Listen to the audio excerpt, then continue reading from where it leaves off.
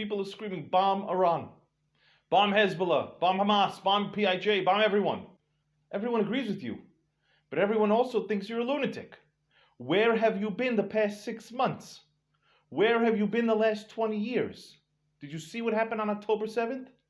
People flooded in from Gaza.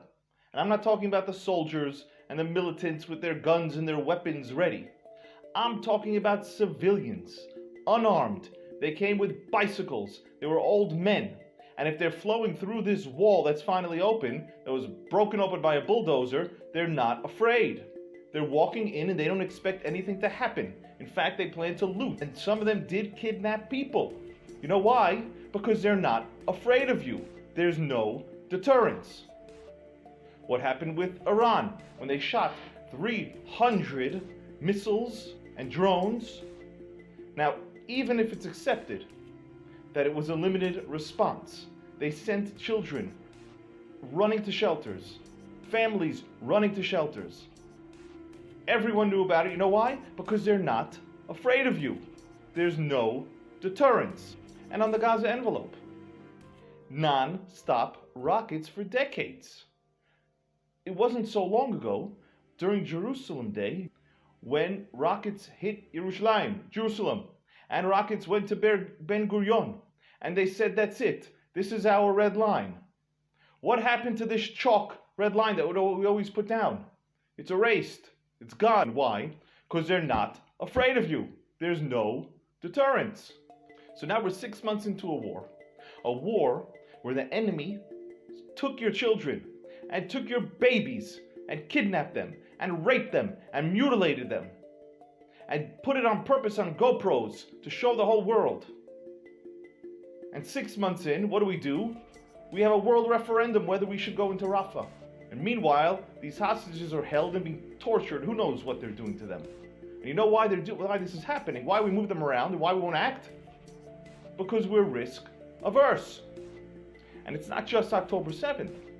Before October 7th, this tiny area of Gaza, this enclave that barely has an opening to the rest of the world through Egypt, they have nothing. They can't control their own infrastructure. They don't control their own water. They don't control their own internet. They don't control their own gas, which means they can't flush a toilet in Gaza without Israeli permission. And yet, for decades, they're shooting rockets at Israel. Why? Why won't Israel act? Because Israel is risk averse. And the morning of, when thousands of people flooded in, and they're going to tell us it was a secretive mission. Nobody knew about it. Well, they gassed up their trucks, they got their gear ready, they charged their GoPros, the bulldozer driver woke up early, the guy with his bicycle woke up early, everyone else was ready. How did we not have intelligence on that? How do we not have human? How do we not have SIGINT? How do we not look over the wall with a pair of binoculars and see what they're doing for decades? It's not a difficult intelligence environment. We have a talk on that. And the reason why is because we're risk averse. And we won't go in there because we're afraid of what the world will say. And even in the recent months of this drawn out war, where we're afraid of our own shadow or afraid of the US shadow, or the European and the UN, what do? When the United States puts sanctions on Israeli citizens, what do we do back? Nothing. When the Canadians put an embargo for something that they don't even make, what does Israel do? Nothing. When Italy denied an Israeli diplomat, we did nothing. When Yemen shoots missiles at you, you do nothing. So now all of a sudden, when Iran decides to shoot 300 missiles and drones at you, you expect for this big response? You expect for something to happen? And people are screaming, do this and do that. Are you worried about Y2K? You signing on with dial-up? This has not been the case for decades. There was a time when Israel was known for its deterrence, known for its risky operations, known for its savviness. The leadership, the generation of leaders we have right now cannot do it. They are unable to keep us safe defensively. Forget about offensive operations. Okay, we understand this is very hard. And before all of you go and look for your documents from your Safta from Spain and your Saba from Austria and go try to get yourself passports, and before you Olim, your Anglo Olim, go back to the same places where the KKK is waiting for you, take a breath. I know. I'm also all worked up here. But there's a silver lining. There's some positive stuff here. Everything we just explained is based on our leaders, on our concepcia, on our deep state, on those beholden to the United States. It's not based on our soldiers. Our soldiers are strong. Our soldiers are savages when they need to be, as we've seen. Am Yisrael is the strongest that it's been in centuries in every field. When it comes to military, the fourth largest, strongest army in the world, according to U.S. News and World Reports. Technology, science. During COVID, the whole world was anticipating that some kind of cure or some kind of vaccine would come from Israel.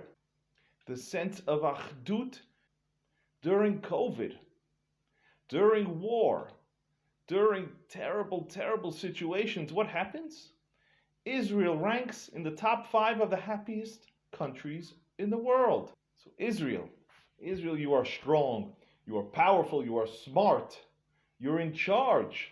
And the only thing stopping you, Israel, from winning is you. But Israel, you have to remember, you're not loved by the rest of the world. You never have been loved by the rest of the world. And if you seek that as your goal, to be loved by everyone, you're destined to failure. Because if that was the goal, we would have disappeared a long, long time ago. And all of those inherent qualities are not changeable. What is changeable is our leadership. And we need to have leadership who are not afraid of the United Nations and the EU and the United States. And then they won't be risk averse. And they'll understand what it means to live in the Middle East, where you have to have a sense of deterrence, which means strength, period. And you have to know your own strength and not be afraid to use it. And leaders who understand that what they're doing is correct. Not leaders who actually believe the opposition. Leaders who might even believe that we are indeed occupiers of our own land. If you took a Jew 200 years ago from Yemen, 300 years ago from Poland, 100 years ago from Argentina, and you brought them here today, what would they have in common? They would all faint to see a Jewish army and a Jewish police and all of the Jews from all over the world returning to their homeland.